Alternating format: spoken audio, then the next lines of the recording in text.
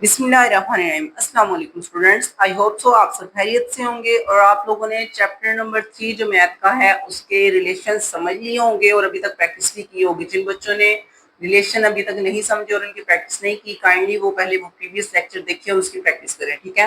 तो आज का जो हमारा टॉपिक है वो है फंक्शन के बारे में। तो फंक्शन मैंने आपको बताया है, फंक्शन का मतलब क्या है। ये वो वाला फंक्शन नहीं कि आप पार्टियों में जा रहे हैं, वो वाला फंक्शन ऐसे नहीं सोचना। ये मैथ का फंक्शन है और इसमें हमने दो जो रिलेशंस हैं उनके बारे में स्टडी करना है कि जो दो रिलेशंस है उसको हम कैसे बताएंगे फंक्शन की शक्ल में, ठीक है। A very important particular type of relation is a function। कहता है रिलेशन का कोई ऐसा पर्टिकुलर टाइप होती है, उस रिलेशन को हम फंक्शन कहते हैं। तमाम रिलेशन फंक्शन नहीं होते, ठीक है, ये मस्ट है। रिलेशन तो वो होते हैं लेकिन फंक्शन होने के लिए कुछ ऐसी प्रॉपर्टीज है, कुछ ऐसी टर्म्स है जो उसमें होनी चाहिए किसी भी रिलेशन, ठीक है। कोई भी रिलेशन जो है वो फंक्शन तब बनता है जब वो ये नीचे वाले जो है ना वो स्टेप फॉलो करता है, ठीक है। उसमें ये नीचे वाली तमाम प्रॉपर्टीज होती हैं, फिर जाकर वो फंक्शन बनेगा, ठीक है। As let A and B two non empty sets, A और बी कोई भी दो नॉन एम्प्टी सेट थे और वो एक रिलेशन था। यहाँ पे ये रिलेशन की डेफिनेशन उसने बताई है। एफ इज अ रिलेशन, यानी कि फंक्शन, कोई भी फंक्शन जो है, पहली बात तो ये कि वो होता रिलेशन ही है from A to B such that, उसको हम इस तरह लिखते हैं F is subset of A cross B. Function जो है वो सबसेट होता है ए क्रॉस बी का। आपको पता है ए क्रॉस बी हम करते हैं तो वो हम पेयर्स बनाते हैं, ऑर्डर पेयर्स, ठीक है। उन ऑर्डर पेयर्स को हम सबसेट भी कहते हैं, ठीक है। तो डोमेन होनी चाहिए जो फंक्शन की है वो ए ही होना चाहिए। जो आपने दो सेट लिए थे ना ए बी, उसने फिक्स कर दिया है कि जो आपकी डोमेन है वो पूरा का पूरा ए होना चाहिए, ठीक है। फंक्शन की डेफिनेशन क्या है कि डोमेन पूरा का पूरा ए होना चाहिए, यानी कि ए में से आपने जो है डोमेन लेनी है, ओके। उसके बाद आगे देखते हैं नेक्स्ट उसने क्या बोला है। नेक्स्ट उसने कहा है कि first element of no two pairs of F are equal, यानी कि पहला जो एलिमेंट है किसी भी ऑर्डर पेयर का वो इक्वल नहीं होना चाहिए। यानी कि जैसे आप क्रॉस लिया ए का ए के साथ, तो आप वन वन दो दफा नहीं ले सकते, ठीक है। आपने वन को अगले वाले एलिमेंट से लेना है, उसी एलिमेंट से हम नहीं ले सकते, ठीक है। उसने बोला दो ऑर्डर पेयर सेम नहीं होने चाहिए, then F is said to be function, फिर वो फंक्शन बन जाएगा ए और बी का, ठीक है। The function F is also written as, function को लिखने का ये तरीका है, इसकी डेफिनेशन ही समझने की, ये फंक्शन की डेफिनेशन है। इस तरह हम फंक्शन को डिनोट कर सकते हैं F such that A belongs to B या ए क्रॉस बी। इसको दो तरह से पढ़ा जा सकता है, ए क्रॉस बी या ए बिलोंग्स टू बी। उसने नीचे जो है ना उसको प्रॉपर एक और बताया हुआ है कि फंक्शन है तो हम उसे क्या कहेंगे कि ऑर्डर पेयर किस तरह होना चाहिए। उसने कहा each order pair represent the domain of F, इस हर एक ऑर्डर पेयर जो है वो डोमेन बताएगा एफ की। And all second elements represent range, और जितने भी सेकंड वाले एलिमेंट होते हैं वो रेंज बताते हैं। वो मैं ऑलरेडी आपको डोमेन और रेंज की डेफिनेशन प्रीवियस लेक्चर में करवा चुकी हूँ कि फर्स्ट वाले एलिमेंट डोमेन होते हैं एक्स वाले, और वाई वाले एलिमेंट जो सेकंड वाले होते हैं उनको हम रेंज कहते हैं, ठीक है। Here the domain of F A and range is B. तो हमें पता है कि किसी भी फंक्शन की डोमेन जो है वो ए के एलिमेंट्स होंगे और जो रेंज है वो बी के एलिमेंट्स होंगे, ठीक है। तो अभी हम सबसे पहले इसको देखते हैं टाइप्स ऑफ फंक्शन। फंक्शन की कितनी किस्म की टाइप्स होती है, ठीक है। तो यहाँ पे उन्होंने टोटल 4 टाइप्स दी हुई है फंक्शन की। ये 4 टाइप्स जो है वो आपने इजीली समझनी है, अच्छी तरह समझनी है और इनकी प्रैक्टिस करनी है, क्योंकि practice make a man perfect, okay. ये आप लोगों ने सुना होगा। तो टाइप्स हमारे पास क्या है जी, टाइप्स के बारे में बताया जा रहा है। दो अगर आपने सेट्स लिए हैं, ठीक है, ये दोनों सेट जो ये दोनों रिलेशन बना रहे हैं, ये रिलेशन जो है फंक्शन तब बनेगा इनटू फंक्शन जब हम कहेंगे कि आपने जो है ना वो तमाम डोमेन ए की यूज की है, ओके। ए में से कोई भी एलिमेंट आपने छोड़ना नहीं है, तब वो इनटू बनेगा, ठीक है। इनटू की डेफिनेशन क्या है कि कोई भी फंक्शन हम कह सकते हैं इनटू फंक्शन है अगर हमारे पास फंक्शन की डोमेन ए के तमाम एलिमेंट्स होंगे, ठीक है, और जो रेंज है वो तमाम एलिमेंट्स नहीं होने चाहिए। एटलीस्ट एक जो है ना वो रेंज में नहीं आएगा, ठीक है। एटलीस्ट एक से ज्यादा भी हो सकता है, ठीक है। तो ये आपने याद रखना है। मैंने ओवरव्यू आपको यानी कि ओरली समझाया है कि फंक्शन की डेफिनेशन क्या है। जब वो इनटू फंक्शन कहेंगे तब कहेंगे कि आपकी जो फंक्शन की डोमेन है वो ए होनी चाहिए और रेंज एफ की जो रेंज है वो क्या होनी चाहिए, बी नहीं होनी चाहिए, पूरा बी नहीं होना चाहिए, बी में से एक आध नंबर जो है वो कम होना चाहिए। तो ये आपने यहाँ से तो समझ लिया। अब यहाँ से डेफिनेशन भी रीड कर लेते हैं। if a function f belongs to b, f such that a belongs to b is such that range of f is subset of b, range जो है ना वो सबसेट होना चाहिए बी का, इक्वल नहीं होना चाहिए बी। सबसेट मतलब कि थोड़े होने चाहिए, बी के थोड़े एलिमेंट्स होने चाहिए, पूरा का पूरा बी आपका नहीं होना चाहिए, ठीक है। Range of F not equal to B, यही आपने बात याद रखनी है कि इनटू फंक्शन में बी सारा का सारा यूज नहीं होगा। जब आप इसको याद कर लोगे आपको ये वाला लिखना मुश्किल ही नहीं लगेगा। आपने पहले ओरली सबको याद करना है कि इनटू फंक्शन क्या है, इनटू में बी का सारा सारा रेंज में नहीं आएगा, कुछ ना कुछ इसका रह जाना चाहिए, एक ही नंबर या दो नंबर, ठीक है। then f is said to be function from a to b and f is clearly a function but range of f is not equal to b। बार बार वो वही बात बता रहे हैं कि रेंज हमारे पास b जो है वो नहीं होनी चाहिए, बिल्कुल उसका सबसेट हो सकता है, यानी कि थोड़े एलिमेंट यूज कर सकते हैं आप, लेकिन आपने पूरा का पूरा b नहीं लेना, ठीक है। फिर आ जाता है वन वन फंक्शन। तो वन वन का मतलब है कि जो हमारा ए है वो सारा का सारा यूज होगा और जो ए है वो डबल मैच नहीं करना चाहिए, ठीक है। आप ए को दोबारा सी के साथ मैच नहीं कर सकते, ए के एलिमेंट को दोबारा मैच नहीं कर सकते, a single single he match होगा, ठीक है। तो वो हो जाएगा वन वन फंक्शन, ठीक है। वन वन के दो नाम है, वन वन फंक्शन और इंजेक्टिव फंक्शन। तो ये जब डेफिनेशन आए कि आपने कंफ्यूज नहीं होना, आपने इसके दोनों नाम याद रखने हैं। वन वन का मतलब ही आपको बता रहा है कि पहला एलिमेंट पहले से और दूसरा दूसरे से मिलना चाहिए, ठीक है। पहले वाले जो एलिमेंट ए के एलिमेंट है वो दो नंबर के साथ नहीं मिल सकते, ठीक है। if f is the function from a to b such that the second element of no two of its order pair are same, ठीक है। ये जो सेकंड वाले एलिमेंट्स है ये सेम नहीं हो सकते, ठीक है। then it is called the injective function and the function number 3 such that a function, ठीक है। और साथ वो बता रहे हैं कि हमारा जो एग्जांपल है वो भी आपको मैंने दिखा दी है कि कोई भी ऐसे एलिमेंट वन वन में हम नहीं ले सकते जो मैच नहीं करेंगे, ठीक है। इसके बाद आ जाएगा ऑन टू। अच्छा, ऑन टू जो फंक्शन है वो सब्जेक्टिव है, इसका दूसरा नाम है, ये भी आपने याद रखना है, ठीक है। जैसे आपको मैंने वन वन का बताया था ना इंजेक्टिव है, वैसे ही ऑन टू जो है वो सरजेक्टिव है, ठीक है। अब आपने ये समझ लेना है कि सब्जेक्टिव फंक्शन का मतलब है कि जो बी है ना वो एम्प्टी नहीं रहना चाहिए, ठीक है। इनटू में बी कुछ ना कुछ बच जाना चाहिए, बी के सारे एलिमेंट्स मैच नहीं करने चाहिए, तो यानी कि रेंज हमारी बी नहीं हो सकती। बी रेंज जो एफ की है वो सबसेट हो सकता है बी का, लेकिन इक्वल नहीं हो सकती। लेकिन जो ऑन टू है ना, ऑन टू में आपने याद रखना है कि जो बी है वो सबसेट होना चाहिए, बी प्रॉपर होना चाहिए उसकी रेंज, ठीक है। फंक्शन की रेंज जो है वो पूरा का पूरा बी होगा, मतलब कि बी को हमने खाली नहीं छोड़ना, बी सारा का सारा यूज होगा, तो फिर ही हम उसे कहेंगे वो ऑन टू फंक्शन है, ठीक है। तो ऑन टू की डेफिनेशन आपको पता चल गई अब कि आपने बी जो है वो पूरा का पूरा कंज्यूम करना है, पूरा का पूरा यूज होना चाहिए। रेंज जो होनी चाहिए वो क्या होनी चाहिए, B. Range of f is equal to B, यानी कि every element of B is an image of some element of A, यानी कि बी का तमाम एलिमेंट जो है वो ए से जुड़े हो, and this is called into function और सब्जेक्टिव फंक्शन, फिर ही वो इनटू या सब्जेक्टिव होगा। इसके बाद one one and onto को कंबाइन कर लिया, ठीक है, यानी कि सेकंड वाले को थर्ड वाले को इंजेक्टिव और सरजेक्टिव दोनों को जोड़ के तो ये बना दिया है उसने बाईजेक्टिव, ठीक है। बाई का मतलब क्या होता है, दो, तो इसका मतलब है कि बाईजेक्टिव का मतलब ये होगा ये वन वन भी होंगे, यानी कि अकेले अकेले ही मिलेंगे। दूसरी बात बी जो है वो एम्प्टी भी दे देगा। दोनों चीजों को कंबाइन किया, वन वन को और ऑन टू को कंबाइन किया, तो ये तीसरा बन गया है जिसको हम कहते हैं बाईजेक्टिव। और बाईजेक्टिव का मतलब है बी में कुछ नहीं बचेगा और जो है वो सिंगल सिंगल मैच हो रहे हैं, डबल क्रॉस नहीं आपने करना, ठीक है। यानी कि ए को आप दोबारा वाई के साथ जोड़ दोगे तो वो गलत हो जाएगा, सिंगल सिंगल ही ये मैच होनी चाहिए। जैसे ए जी के साथ हो रहा है, बी एक्स के साथ, सी वाई के साथ, इसका मतलब है ये वन वन भी है और ऑन टू भी है, इसमें वन वन की प्रॉपर्टी भी है, ऑन टू की प्रॉपर्टी भी है, तो ये दोनों मिलकर बाईजेक्टिव बन जाएंगे, ठीक है। तो डेफिनेशंस आपने इनकी कर लेनी है, ये सारी इसकी डेफिनेशंस होती हैं, और साथ में आपने ये फिगर्स भी याद करनी है, क्योंकि शॉर्ट क्वेश्चन में डेफिनेशन पूछी जाएगी, तो आपने डेफिनेशन के साथ साथ फिगर भी बनानी है ताकि आपको अच्छी तरह समझ आए और एग्जामिनर को भी अच्छी तरह समझ आए, ठीक है। तो कम से कम मेरा ये कहना है कि 2 से 3 दफा आप प्रैक्टिस जरूर कीजिएगा ताकि आपको समझ आए, ठीक है। तो स्टार्ट करते हैं इस क्वेश्चन को। Which of the following diagram represent function end of which type, कहता है कौन कौन से हैं जो फंक्शन हैं जिनको हम फंक्शन की डेफिनेशन पे पूरा पूरा उतर रहे हैं, लेकिन कुछ ऐसे हैं जो फंक्शन नहीं है, सिर्फ रिलेशन है, ठीक है। वो भी हमें बताना पड़ेगा। साथ में अगर कोई फंक्शन बन रहा है कोई भी क्वेश्चन इन चारों में से, तो बताओ वो कौन सा फंक्शन है, क्योंकि फंक्शन की हमने 4 टाइप्स पढ़ी थी, उन चारों में से ये कौन सी टाइप है, ठीक है। तो वन बाय वन रीड करते हैं। पहली फिगर उसने बताई है, पहली फिगर में आपको क्या नजर आ रहा है, ए और बी का रिलेशन है।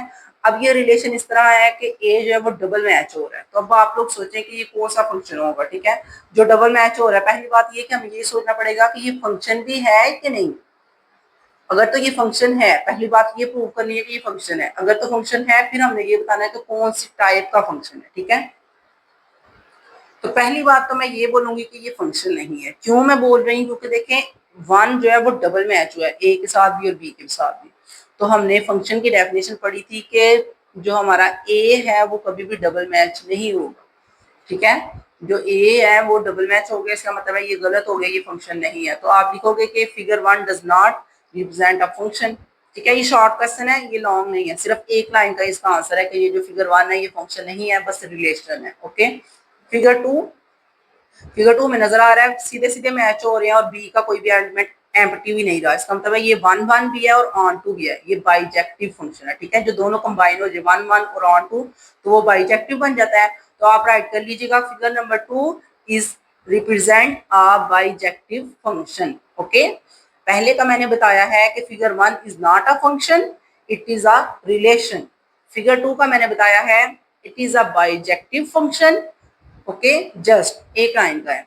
इसके बाद थर्ड वाला भी आपको नजर आ रहा है, वो भी बाइजेक्टिव ही नजर आ रहा है, क्योंकि इसमें भी सीधा सीधा ही मैच हुआ है। इसका मतलब है कि फिगर टू और जो थ्री है ये सेम सेम ही है, ये दोनों ही बाइजेक्टिव फंक्शन है, ठीक है।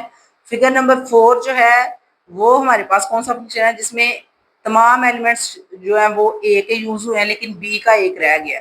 तो जो हमने सबसे पहला पढ़ा था टाइप, सबसे पहली टाइप वो कौन सी थी, इनटू। इनटू में उसने बोला था कि जो फंक्शन है उसमें अगर वाई के एलिमेंट कोई ना कोई बच जाते हैं, यानी कि हम बी के एलिमेंट बच गए हैं सेट बी के, इसका मतलब है कि वो इनटू फंक्शन है, जिसमें हमारे पास रेंज जो है वो बी का सबसेट है लेकिन बी के इक्वल नहीं है। तो हम इसे बोलेंगे it represent N into function. ये कौन सा फंक्शन है, इनटू फंक्शन। तो ये चारों आपने एज अ शॉर्ट क्वेश्चन ही करने हैं, शॉर्ट क्वेश्चन के तौर पे ही आएंगे या एमसीक्यूज में आ सकते हैं, तो इसलिए इसको अच्छी तरह कीजिएगा। अब हमारे असल क्वेश्चन शुरू होने हैं जो कि है लीनियर एंड क्वाड्रेटिक फंक्शन, ठीक है। ये वाले ये लीनियर है और क्वाड्रेटिक फंक्शंस है। लीनियर मतलब कि आपको पावर इसकी वेरिएबल की पावर वन मिलेगी और कुछ क्वाड्रेटिक भी हैं, ठीक है। तो इसमें आपने कंफ्यूज नहीं होना, बहुत इजी है, मुश्किल नहीं है। आपने जस्ट एक दो दफा इनकी प्रैक्टिस करनी है तो आपको समझ आ जाएगा। उससे पहले मैं आपको जो है ना लीनियर की और क्वाड्रेटिक की डेफिनेशन बता देती हूँ। यहाँ पे आपको नजर आ जाएगी, पेज नंबर 60 पे है, लीनियर एंड क्वाड्रेटिक फंक्शन। अब फंक्शन एक्स वाई यानी कि फंक्शन की डेफिनेशन उसने लिखी है y is equal to m x plus c. ये जो लाइन है ना एम एक्स प्लस सी वाली, ये 10th क्लास के क्वेश्चन में यूज होती थी, 9th में भी होती है, लेकिन अब पता नहीं इस बुक में है या नहीं। अभी आगे रीड करेंगे तो हमें समझ आएगी कि ये है या नहीं, क्योंकि एंड वाले चैप्टर्स में ये जो था ना इस तरह की इक्वेशंस हम बनाते थे y is equal to m x plus c, जब मैं प्रीवियस 9th को पढ़ा रही थी तब। अभी वाली जो आपकी बुक है वो चेंज ही है, इसलिए हम इसको देखेंगे, अगर आया तो करवा दूंगी। is called a linear function because its graph geometrical represent straight line। कहता है y is equal to mx plus c को जब आप ग्राफिकली तौर पे बनाओगे ना तो एक स्ट्रेट लाइन बनेगी, ठीक है। वो अभी तो उसने बनाने का बोला नहीं है, अगर बोला होता तो फिर मैं आपको समझा देती कैसे बनेगा। फिलहाल आपको उसकी डेफिनेशन याद करनी है जो यहाँ से लेके यहाँ तक है उसकी लीनियर फंक्शन की, ठीक है। इसके बाद आ जाता है we know that an equation of form y is equal to mx plus c represent a straight line। तो ये इक्वेशन ही एक स्ट्रेट लाइन की इक्वेशन है। एमसीक्यूज आ सकता है, इसको अच्छी तरह कीजिएगा। ये वाली इक्वेशन जो है वो स्ट्रेट लाइन की है, हो सकता है वो पैराबोला, हैप्राबोला या एलिप्स की आगे जो है ना वो एमसीक्यूज में ऑप्शंस दें, तो आपने इसको स्ट्रेट लाइन को टिक करना है, ठीक है। और ये जो मैं अभी वर्ड बोले हैं पैराबोला, हैप्राबोला और एलिप्स, इसमें भी आपने कंफ्यूज नहीं होना, अभी आपके लेवल पे नहीं है, ये हायर लेवल पे होते हैं, ठीक है। नेक्स्ट है we will study their geometrical representation in the next chapter. तो आप लोगों को इसको ज्योमेट्रिकली तौर पे भी नेक्स्ट चैप्टर में बताएंगे। यहाँ पे डेफिनेशन आ रही है उसकी क्वाड्रेटिक की, ठीक है, इसको भी टिक कीजिएगा। यहाँ से डेफिनेशन स्टार्ट होगी यहाँ तक। The function x y such that y is equal to a x square plus b x plus c, ये क्वाड्रेटिक इक्वेशन होती है जो आपको नेक्स्ट इंशाल्लाह चैप्टर्स में बताए जाएंगे। बहुत आसान इक्वेशन है, इस इक्वेशन को हम कहते हैं ये क्वाड्रेटिक इक्वेशन है, ठीक है। ऊपर वाली आपने लीनियर इक्वेशन की है और ये क्वाड्रेटिक है, दोनों को लिख के अच्छी तरह प्रैक्टिस करनी है ताकि आपको समझ आए। लीनियर और क्वाड्रेटिक इक्वेशन जो है वो बाद में फंक्शन बन जाते हैं जब आप इस फॉर्म के लिखेंगे, ठीक है। तो ये फंक्शंस होंगे। तो ये डेफिनेशन दोनों हो गई हैं लीनियर और क्वाड्रेटिक फंक्शन की। अब हम क्वेश्चन को करते हैं। यहाँ पे एग्जांपल दी हुई है, लेकिन मैं एग्जांपल नहीं करवाऊंगी, टाइम ज्यादा जो है वो लगेगा। आप खुद भी एग्जांपल कर लेंगे जब मैं आपको क्वेश्चन करवाऊंगी, ठीक है। क्वेश्चन बहुत ही आसान है, जब आप एक दो दफा प्रैक्टिस करेंगे, मुझसे समझेंगे, फिर आप लोगों को एग्जाम्पल जो है वो बिल्कुल भी करना मुश्किल नहीं लगेगा। आप देख के आपको समझ आ जाएगी कि कैसे होनी है, ठीक है। तो क्वेश्चन नंबर 3 है हमारे पास, जी की और एच की जो है ना वो वैल्यूज दी हैं। जी ऑफ एक्स, इसको कैसे पढ़ना है, जी ऑफ एक्स, ये जो ब्रैकेट है इसको आपने ऑफ की तरह पढ़ना है, ठीक है। तो g of x equal to 3x plus 2 and h of x equal to x square plus 1। तो ये जो मैंने अभी दोनों स्टेटमेंट्स पढ़ी हैं इनको इसी तरह पढ़ना है, ठीक है, अपनी मर्जी से नहीं पढ़ना। देन फाइंड, हमने वैल्यू कौन कौन सी फाइंड करनी है, जी ऑफ 0 पहला क्वेश्चन, जी ऑफ -3 दूसरा, जी ऑफ 2/3 ये तीसरा क्वेश्चन है। पहले ये तीनों क्वेश्चन आपने जी के लिहाज से चेक करने हैं, फिर एच वाले के लिहाज से ये नीचे वाले तीनों है, ठीक है। यानी कि ऊपर वाला फंक्शन और ये दिया होगा शॉर्ट क्वेश्चन में तो आपने इजीली हल कर लेना। आपने ये नहीं सोचना कि एच की वैल्यू नहीं दी तो हम कैसे हल करेंगे। सिर्फ जी की वैल्यू दी हो और ये क्वेश्चन पूछे जाए तो आप इजीली हल कर सकते हैं, और एज की वैल्यू दी जाए और ये वाले क्वेश्चन पूछे जाए ये भी हम हल कर सकते हैं, ठीक है। तो एज के लिहाज से हमें एच ऑफ 1 फाइंड करना है, एच ऑफ -4 और एच ऑफ -1/2। तो 3 क्वेश्चन जी के हैं और 3 क्वेश्चन एज के हैं, तो इनको जल्दी से कर लेते हैं। यहाँ पे क्वेश्चन नंबर 3 स्टार्ट हो रहा है। क्वेश्चन नंबर 3 में आप लोगों को नजर आ रहा है जी ऑफ एक्स की वैल्यू भी मैंने लिख ली है, g of x is equal to 3x plus 2, h of x is equal to x square plus 1। तो जो दोनों वैल्यूज मैंने राइट की हैं इन दोनों वैल्यूज की ही हेल्प से हमने क्वेश्चन को सॉल्व करना है। तो स्टार्ट करते हैं क्वेश्चन को, 1 बाय 1 एक एक स्टेप करेंगे और एक एक स्टेप को ध्यान से कीजिएगा बेटा ताकि आपको समझ आए, ठीक है। तो फर्स्ट स्टेप है आप लोगों का क्वेश्चन नंबर 1, जी ऑफ 0। तो जी ऑफ 0 का मतलब है कि जो आपको क्वेश्चन दिया था ना उसी के अंदर हमने 0 की वैल्यू पुट करनी है, ठीक है। क्वेश्चन को पहले मैं दोबारा राइट करती हूँ, 3x प्लस 2, ऊपर से देख के मैंने क्वेश्चन को अगेन राइट किया, ठीक है। अब उसने बोला था जहां जहां पे x है वहां पे 0 रखो, क्योंकि ये आपको नजर आ रहा है जी ऑफ 0, इसका मतलब है जहां पे हमारे पास x था उसकी जगह पे हमने लिख दिया 0। दो जगह x थे, इन दोनों जगह हमने 0 रख लिया। तो जी ऑफ 0 का आंसर आ रहा है 3 0 टाइम 0, तो ये तो हम सारा खत्म हो गया, 0 हो गया, सिर्फ 2 इसका ये जो आंसर आ गया, ठीक है। एक लाइन में भी ये क्वेश्चन हो सकता है और ये एमसीक्यू जरूर आएंगे, मुझे पूरा यकीन है। इस तरह के एमसीक्यूज बन सकती हैं जो आपको थोड़ा सा रफ वर्क करना पड़ेगा, ये कैलकुलेटर करके आप चेक कर लेंगे फटाफट से इसका आंसर बता देंगे, ठीक है। क्योंकि ये देखें आसान सा था, 2 स्टेप में ही हमने कर दिया, ठीक है। ये शॉर्ट क्वेश्चन है, शॉर्ट क्वेश्चन के लिहाज से इंपॉर्टेंट है। क्वेश्चन नंबर 2 है हमारे पास, जी ऑफ -3। तो आपने सबसे पहले क्वेश्चन लिखना है, जी ऑफ एक्स क्या था, 3x प्लस 2। अब आपने वैल्यू क्या पुट करनी है, जी ऑफ -3, जो उसने वैल्यू दी है हमने वही पुट करनी है। उसने -3 कहा था, हम -3 पुट कर देते हैं एक्स के अंदर, हमें कोई भी इशू नहीं है क्योंकि जो क्वेश्चन है हमने उसी को हल करना है, ठीक है। तो जी ऑफ -3 का आंसर आ रहा है 3 टाइम्स -9 प्लस 2, तो -9 प्लस 2 करेंगे तो -7, ये आपका आंसर आ गया जी ऑफ -3 का, ठीक है। तो ये हमने कर लिया, आसान था, बिल्कुल भी मुश्किल नहीं था, ठीक है। आप लोग भी बताइएगा कमेंट बॉक्स में कि मैम इजी था, ताकि मुझे समझ आ जाए कि बच्चों ने वाकई समझा है और किया भी है, ठीक है। जितने भी मेरे स्टूडेंट हैं काइंडली मुझे बताया करें कि आपको समझ आ गई है और आपने प्रैक्टिस भी की है। प्रैक्टिस करेंगे फिर ही आपको मैथ की समझ आएगी, क्योंकि मैथ में मैं कहती हूँ 20% आपने समझना है और 70 to 80% आपने प्रैक्टिस करनी है, ठीक है। फिर ही आपका ये जो है ना अच्छे नंबर से आप पास हो सकते हैं, अच्छे ग्रेड्स आप ले सकते हैं। जितने अच्छे ग्रेड्स आने हैं, वैसे तो इस साल आने ही ग्रेड्स हैं क्योंकि उसने गवर्नमेंट ने ऐलान कर दिया है कि इस साल सिर्फ ग्रेड्स आएंगे, तो आपको पता चल जाएगा कि ग्रेड किस तरह आते हैं। थोड़ा सा बच्चों को इस साल मुश्किल लगेगा, लेकिन आपने बिल्कुल कंफ्यूज नहीं होना, इंशाल्लाह अच्छे नंबर आएंगे आप सबके। G of 2/3 is equal to 3 into 2/3, जहाँ पे जो एक्स था मैंने वहां पे वैल्यूज पुट की हैं, ये कटिंग हो जाएगा, ठीक है। और ये जो 2/3 है इसका जो आंसर आएगा वो क्या आएगा, 2 + 2 4, तो ये हमारा आंसर है, एक लाइन का ये भी आंसर था, ठीक है। अब ये तीनों क्वेश्चन हमने जी के कर लिए हैं, अब आपने एज के करने हैं, ठीक है। तो सबसे पहले मैं आपको एज की वैल्यू दिखा देती हूँ, यहाँ पे ऊपर से एज की वैल्यू क्या है, जब आपको एज की वैल्यू याद आ जाएगी फिर आप करेंगे। एज की वैल्यू है हमारे पास, h of x is equal to x square plus 1। तो सबसे पहले मैं यहाँ पे लिखती हूँ ताकि आपको समझ आ जाए कि आपने किसके अंदर वैल्यू पुट करनी है, ठीक है। तो हमने इस फंक्शन के अंदर वैल्यू पुट करनी है। फंक्शन हमने लिख लिया है, अब जस्ट वैल्यू पुट करते हैं। उसने कहा था 1 पुट करो, तो 1 पुट कर लेते हैं। 1 का स्क्वायर प्लस 1, तो आपको पता है 1 का स्क्वायर भी 1 ही होता है, तो 1 + 1 क्या आएगा, 2 आ जाएगा। तो ये आपका आंसर आ गया, ठीक है। उसके बाद क्वेश्चन नंबर 5 करते हैं। 5 के अंदर भी हमें सबसे पहले एज लिखना पड़ेगा। एज क्या है हमारे पास x² + 1, तो आपने वैल्यू क्या पुट करनी है -4, तो इधर भी -4 ही पुट करेंगे। तो -4 का स्केयर, अच्छा किसी भी नेगेटिव नंबर का जब हम कैलकुलेटर पे स्केयर करते हैं तो वो आंसर पॉजिटिव दे देती है, ठीक है, लेकिन शर्त है कि आपने ब्रैकेट लगानी है। ये नहीं कि बगैर ब्रैकेट के आप स्केयर करना है, बगैर ब्रैकेट के करेंगे तो वो जो है ना वो सिर्फ 4 का स्केयर कर देगा, माइनस का स्केयर नहीं करेगा। तो माइनस माइनस से मल्टीप्लाई होता है तो प्लस हो जाता है। तो 4 का स्केयर आएगा 16, 16 + 1 करेंगे तो आंसर आएगा 17, जो कि आपका आंसर होगा इसका, ठीक है। तो 17 ये आपका आंसर है। इसी तरह इधर वाले क्वेश्चन को करेंगे। एच ऑफ x = x² + 1, ये हमारा क्वेश्चन था। इसके अंदर अब हम वैल्यू पुट करने लगे हैं। -1/2, तो -1/2 का स्केयर, दोनों x की जगह पे हमने वैल्यूज पुट कर दी हैं। -1/2, तो जब आपने स्केयर कैलकुलेटर पे करेंगे तो इसका आंसर आएगा 1/4, माइनस प्लस में चेंज हो जाएगा, ठीक है।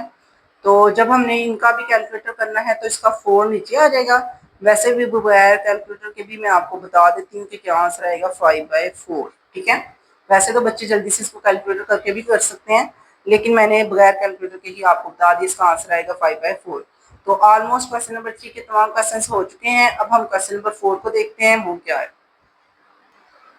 तो क्वेश्चन नंबर 3 बेटा हो चुका है। क्वेश्चन नंबर 4 जो है वो है हमारे पास, given that f(x) = ax + bx + b + 1 where a and b are constants, and if f(3) = 8 and f(6) = 14, then find the values of a and b।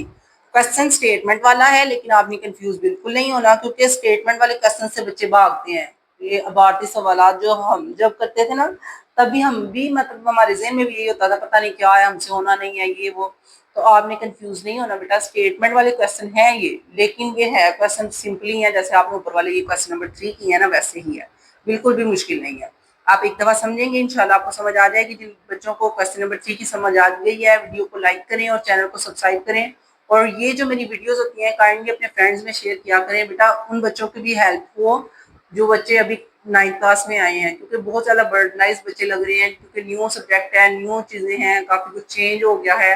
तो मैं चाहती हूँ कि हर एक बच्चे की हेल्प हो, तो आप काइंडली अपने फ्रेंड्स में शेयर किया करें और इस वीडियो को लाइक किया करें, ताकि मुझे समझ आ जाए कि आप लोग वीडियो देख रहे हो और साथ में सीख भी रहे हो, ठीक है।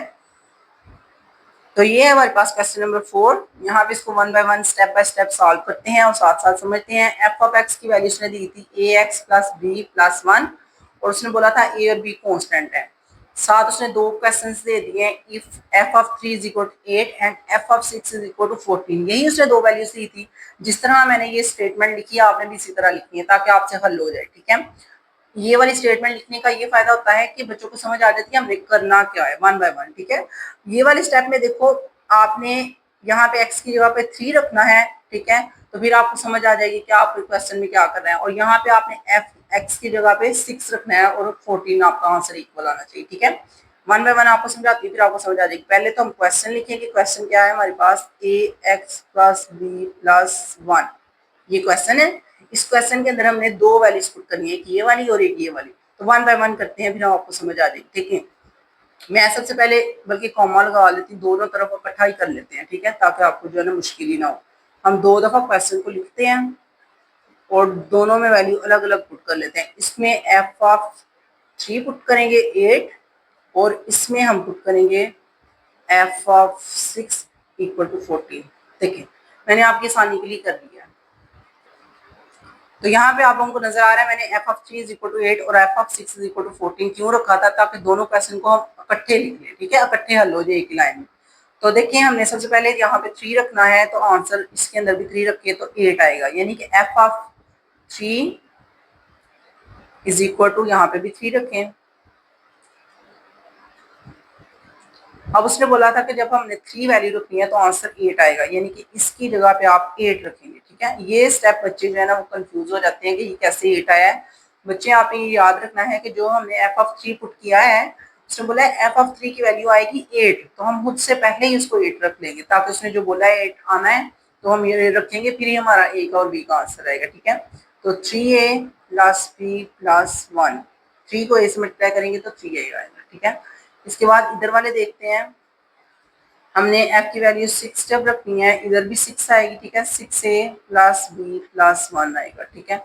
अब अपने क्या करना है, f ऑफ 6 की जगह पे रख लेना है 14, तो 14 इक्वल टू आ जाएगा 6a प्लस b प्लस 1। तो ये इजी था, दोनों तरफ मैं आपको करके बता दिया। अब आपने इन्हीं को इक्वेशन 1 और इक्वेशन 2 का नाम देना है, ठीक है।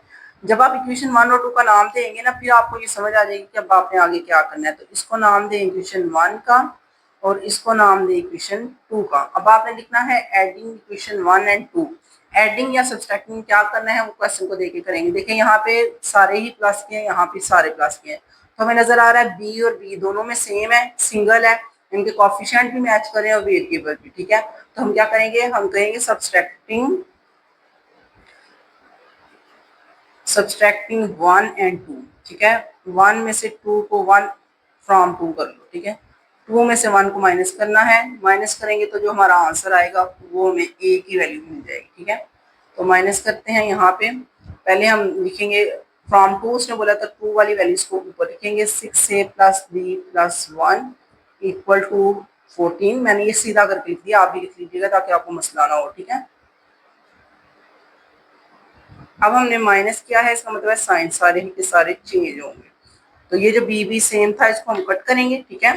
ये बी और बी की कटिंग और ये 1 1 की भी कटिंग, ठीक है। दोनों कटिंग हो गई, कटिंग होने के बाद जो है ना वो इन दोनों को माइनस करेंगे तो 3 आ जाएगा। इस साइड में से 14 में से 8 माइनस करेंगे तो क्या आएगा हमारे पास, 6 आ जाएगा, ठीक है। तो हमने ए की वैल्यू फाइंड करनी थी, तो ये 6 के नीचे आ जाएगा 3, तो ए की वैल्यू कटिंग होके आ गई 2। तो जो हमने ए की वैल्यू 2 निकाल ली है, इसको ब्रैकेट में लिखो। इसी की हेल्प से जो है ना आप आगे वाली वैल्यू फाइंड कर सकते हो बी की, ठीक है। वो इसी तरह है कि आपने जो है ना वैल्यू को पुट करना है किसी एक फंक्शन के अंदर और उससे आपने वैल्यूज की फाइंड कर लेनी है, ठीक है। मैं यहाँ पे इसको इसके अंदर पुट कर लेती हूँ 1 इक्वेशन के अंदर, ठीक है। Put value of A in equation 1, ठीक है, in first equation. First equation के अंदर हम वैल्यू पुट करने लगे हैं और हमारा आंसर हमें पता चल जाएगा क्या आता है, ठीक है। तो 8 is equal to 3 into 2 plus 3 plus 1। तो 3 2 टाइम्स 6, 6 को इधर आके माइनस करेंगे, सॉरी 6 के अंदर 1 प्लस कर ले 7, 7 को आके इधर माइनस करेंगे तो आंसर आ जाएगा 1। बी का आंसर क्या आ गया बेटा, 1। तो इसको भी आप अंडरलाइन करें और बता दें ए का और बी का आंसर हमें पता चल गया है। ए का आंसर है 2 और बी का आंसर है 1। तो यही उसने बोला था कि ए और बी की वैल्यूज फाइंड करें, तो हमने ए और बी की वैल्यूज फाइंड कर ली है। बहुत ही आसान था, मैंने आपको एक एक स्टेप करके बताया है ताकि आपको अच्छी तरह समझ आए। अब अगले वाले क्वेश्चन जो है वो मैंने ऑलरेडी सॉल्व किए हैं, आपको उधर से समझाती हूँ। तो क्वेश्चन नंबर 5 भी उसी तरह ही था, उसने जी ऑफ एक्स दिया हुआ है ए एक्स प्लस बी प्लस 5 और साथ उसने बोला ए और बी कॉन्स्टेंट है, उनकी वैल्यू फाइंड करो जब जी की वैल्यू हो जी ऑफ -1 इक्वल टू 0 और साथ में जी ऑफ 2 इक्वल टू 10। तो जैसे मैंने आपको अभी क्वेश्चन नंबर 4 करवाया है सेम टू सेम वैसे ही है, इसमें कोई भी फर्क नहीं है, ठीक है। ये नीचे वाले जो क्वेश्चन है ना क्वेश्चन नंबर 5 और 6 ये भी तकरीबन 4 की तरह ही है, इसलिए इनको जल्दी से हल कर लेते हैं, ठीक है। सबसे पहले मैंने जी की वैल्यू लिखी, वो क्या थी, उसने दी ए एक्स प्लस बी प्लस 5। अब इसमें सबसे पहले हम -1 पुट करेंगे, -1 जब वैल्यू रखनी है तो आंसर 0 आएगा, तो मैंने यहाँ पे -1 वैल्यू रखी और आंसर क्या रखा है 0, ठीक है। ए ऑफ -1 यहाँ पे हमने वैल्यू पुट किया -1, बाकी सारा वैसे का वैसे ही है फंक्शन, और ये जो हमारे पास वैल्यू थी ये 0 के इक्वल होगी, ठीक है। उसके बाद इसका आंसर आ रहा है -a plus b plus 5 equal to 0। इसको हम इक्वेशन 1 का नाम देंगे। सिमिलरली इक्वेशन 2 में उसने कहा था जी ऑफ 2 इक्वल टू 10, ठीक है। यानी कि हमने फंक्शन के अंदर 2 पुट करना है, 2 पुट करेंगे तो आंसर 10 आएगा। 2 पुट किया, 2 मल्टीप्लाई ए आ जाएगा 2a plus 5 plus b equal to 10, इसको इक्वेशन 2 का नाम देंगे, ठीक है। और इक्वेशन 1 और 2 को ही हमने जो है ना वो सब्सट्रैक्ट करना है, तो हमें जो है आपका आंसर मिलेगा ए का, और जो ए का आंसर होगा उसको बी में किसी भी इक्वेशन में पुट करेंगे तो बी का निकल आएगा, ठीक है। यहाँ पे मैंने सब्सट्रैक्ट किया है, सब्सट्रैक्टिंग 1 एंड 2, तो हमने सब्सट्रैक्ट किया है, इनकी कटिंग होगी, कटिंग होने के बाद ये 2 और ए जो है प्लस होकर 3 आ गया, 10 वैसे का वैसे आ गया। ए की वैल्यू आपने फाइंड करनी थी, तो जो 3 यहाँ पे मल्टीप्लाई होगा वो दूसरी साइड पे जाके क्या होगा, डिवाइड। यहाँ पे ए का आंसर निकल आया है और जो ए का आंसर निकल आया है उसी की वैल्यू को हम इक्वेशन 2 में या 1 में पुट करके आंसर फाइंड कर सकते हैं। इसको उसने 1 में पुट किया है, 1 में पुट करने के बाद आपको ये माइनस वाली जो वैल्यू है ये उस तरफ ले जानी है ताकि प्लस हो जाए, ये प्लस वाली उधर जाके माइनस हो जाएगी। दोनों वैल्यूज को दूसरी तरफ ले आए, इनको हल किया है, इनका एलसीएम लिया है, तो आंसर आ गया -5/3। तो एलसीएम लेना अभी तक बच्चों ने सीख लिया होगा, इसलिए मैं आपको एक्सप्लेन नहीं किया। इसके बाद हमने नेक्स्ट क्वेश्चन करना है, क्वेश्चन नंबर 6, और वो भी बहुत ईजी है, मुश्किल नहीं है, जैसे हमने ये वाला किया सेम वैसे ही है। क्वेश्चन नंबर 6 है हमारे पास, consider the function defined by f of x is equal to 5x plus 1 if f of x is equal to 32 find the value of x। बहुत ही आसान शॉर्ट क्वेश्चन है ये, ऊपर वाले लॉन्ग क्वेश्चन है दोनों 4 और 5, और ये 7 वाला भी लॉन्ग है, लेकिन ये जो 6 वाला है ना ये शॉर्ट क्वेश्चन है, ठीक है। इसको शॉर्ट क्वेश्चन के तौर पे ही तैयार कीजिएगा, और ये आसान भी है और जो है ना इंटरेस्टिंग भी है। आपने जस्ट f ऑफ x की जगह पे 32 लिख लेना है और इसके x की वैल्यू फाइंड कर लेनी है, ठीक है। 2-3 लाइन का ये क्वेश्चन है, मुश्किल नहीं है। इसके बाद क्वेश्चन नंबर 7 है, consider the function f of x is equal to cx square plus t where c and d same ऊपर वाले की तरह है। आपको ये फंक्शन दिया हुआ है और ये दो वैल्यूज है, इन दोनों वैल्यूज को पुट करके आपने आंसर निकालने हैं c के और d के, ठीक है। तो ये है क्वेश्चन नंबर 3। क्वेश्चन नंबर 6 है हमारे पास, f of x is equal to 5x plus 1, और उसने बोला है f of x की जगह पे रख लें 32। तो यहाँ पे हम रखेंगे 32 इक्वल टू 5x प्लस 1। तो इजीली आपने हल कर लेना है, 1 की इधर आके माइनस करेंगे, ठीक है, और 5x को उधर ही रहने देंगे। माइनस किया तो 31 आएगा, 5x 5 इसके नीचे आकर डिवाइड हो जाएगा, ठीक है। तो 31 और 5 इज इक्वल टू x, ये आपका जो आ गया आंसर, ठीक है। यहाँ तक आपका ये हो चुका है। इसके बाद क्वेश्चन नंबर 7 है। क्वेश्चन नंबर 7 की भी उसने स्टेटमेंट दे दी थी, f of x is equal to c x square plus d, और c और d कांस्टेंट है और हमने वैल्यूज फाइंड करनी है, ठीक है। सबसे पहले f ऑफ 1 रखना है, और जो हमारा आंसर यहाँ पे भी 1 ही रखेंगे प्लस d, और यहाँ पे हमने f ऑफ -2 रखना है, और क्वेश्चन के अंदर भी हमने -2 ही पुट करना है, ठीक है। तो f ऑफ 1 की जगह पे 6 आएगा, साथ में 1 का स्क्वायर 1 ही होता है, इसलिए ये इक्वेशन 1 बन चुकी है। f ऑफ -2 की जगह पे हमने -10 रखना है, सॉरी +10 रखना है, तो आंसर आएगा -2 का स्क्वायर 4 है, तो 4c प्लस d। दोनों इक्वेशंस बन चुकी हैं, इनको इक्वेशंस का नाम देंगे, इक्वेशन 1 एंड 2, और फिर हम इनको सब्सट्रैक्ट करेंगे, ठीक है। इक्वेशन 1 और इक्वेशन 2। अब आपने लिखना है सब्सट्रैक्ट इक्वेशन 1 एंड 2, ठीक है। तो इनको जब हम माइनस करेंगे 1 फ्रॉम 2, 2 में से माइनस करेंगे, ठीक है, 2 को ऊपर रख लेंगे। तो जब हम इनको माइनस करेंगे तो हमारे पास जो है ना वो एक वैल्यू का आंसर आएगा c का, मेरे ख्याल में आ जाएगा, ठीक है। देखिए माइनस करके देखते हैं, 10 is equal to 4c plus d, और 6 is equal to c plus d। हमने माइनस करना था तो साइन सारे चेंज हो जाएंगे, ये होगी कटिंग, ये माइनस होके 3c आएगा, ये माइनस होके 4 आ जाएगा। तो 4/3 आंसर आ रहा है c का, ठीक है। तो जो c का आंसर निकला है उसी को हम वैल्यू ऊपर पुट करेंगे इक्वेशन 1 में, तो इक्वेशन 1 में पुट करने से हमारे पास जो आंसर आ जाएगा वो t का आ जाएगा, ठीक है। तो बाद में हम वो इंशाल्लाह देखेंगे नेक्स्ट क्या है। तो यहाँ पे मैंने अब वैल्यू पुट करनी है c की, मैंने इक्वेशन लिखी है 6 is equal to c plus d था, इसी के अंदर अब हम वैल्यू पुट करेंगे c की। तो c की वैल्यू थी 4/3, इसको इस साइड से दूसरी साइड पे लेके आएंगे तो ये माइनस में हो जाएगी, ठीक है, इक्वल की दूसरी साइड पे जाते हुए। जब ये माइनस में हो गया, अब हमने 6 के नीचे खुद से मान लगा लिया, ठीक है। जिस अमाउंट के नीचे कुछ नहीं होता उसके नीचे 1 होता है। तो आपने अब क्या करना है, जस्ट आपने इनको एलसीएम ले लिया है, एलसीएम लेने के बाद आपका आंसर आया 14/3। तो ये आपका आंसर आ चुका है क्वेश्चन नंबर हमारे पास 7 का। अब हम बुक पे देखते हैं, और तो कोई क्वेश्चन नहीं है इसका। तो एक्सरसाइज 3.3 के ये सारे क्वेश्चन हमारे हो चुके हैं, एक्सरसाइज 3.3 कंप्लीट हो चुकी है। तो इंशाल्लाह नेक्स्ट वीडियो में आप लोगों को रिव्यू एक्सरसाइज करवाई जाएगी, उसके एमसीक्यूज और क्वेश्चंस। तो मिलते हैं नेक्स्ट वीडियो में। अभी तक आपको क्वेश्चन नंबर 4, 5, 6, 7 समझ आ गए हैं तो वीडियो को लाइक करें और चैनल को सब्सक्राइब करें, ताकि मेरा नेक्स्ट आने वाली जो मेरी वीडियो है रिव्यू एक्सरसाइज की वो भी आप तक पहुंच जाए। मिलते हैं नेक्स्ट वीडियो में। अल्लाह हाफिज़।